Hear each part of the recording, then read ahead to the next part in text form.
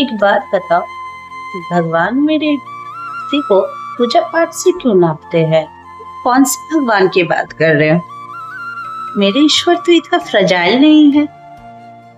अच्छा, तो भोग न लगाने पर ठाकुर जी पाप का भागी क्यों बना देते हैं?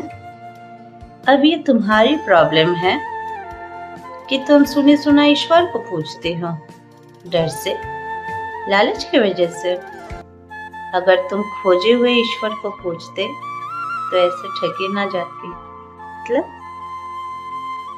मैं समझ नहीं पाई। मतलब भगवान तो भाव देखते हैं, हैबिट नहीं। जो भक्ति रिचुअल पर डिपेंडेंट है वो भक्ति कैसे हुई? यू मीन पूजा पाठ करना बेमतलब है? Again jumping to the conclusion, पूजा भक्ति का सब्स्टिट्यूट नहीं है, साधन है। साधन? भक्ति एक भाव है, पूजा एक मेथड है, एक प्रोसेस है उस भाव के साथ अलाइन होने का। तो दोनों अलग है, हाँ, पर लक्ष्य सेम है। कैसे? भगवत गीता में कृष्ण ने कहा, जो जिस भाव में मेरे पास आता है मैं उसे उसी रूप में ग्रहण करता हूँ। तो फिर पूजा पाठ करने की जरूरत ही क्या है? डिसिप्लिन, दिशा, गहराई। पूजा एक बाहरी प्रक्रिया है, एक ज्योमेट्री है जिसमें आंतरिक केमिस्ट्री बदलती है। गीता में कहा गया है, योग में स्थित होकर कर्म करें। अब योग भी करना होगा।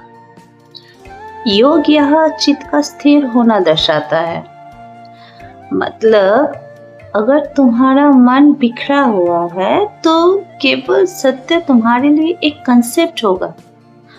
पूजा, नाम जप, ये तुम्हें उस सत्य से परिचय करवाता है जिस सत्य को तुम माया के प्रभाव से भूल चुके हो या भूल जाती हो। मतलब पूजा पाठ एक डायरेक्शन है, एक राह है। बिल्कुल, अपने अपने गुण और प्रवृत्ति के हिसाब से किसी के लिए भक्ति सीधा रास्ता है तो किसी के लिए साधना, पर लक्ष्य एक है। तो फिर भक्ति बड़ा है कि पूजा? ये सवाल ही गलत है। एक प्रेम है तो दूसरा एहसास है। एक तुम्हें उस परम सत्य में विलीन कर देता है और दूसरा उस सत्य को अनुभव करने के लिए तुम्हें तैयार करता है। दोनों का सिंथेसिस एक तुमको पूर्णता देगा। जैसे संत कबीर ने कहा, माला फेरत चुप है, फिर न मन का पेड़, कर का मन का डार दे, मन का फेर।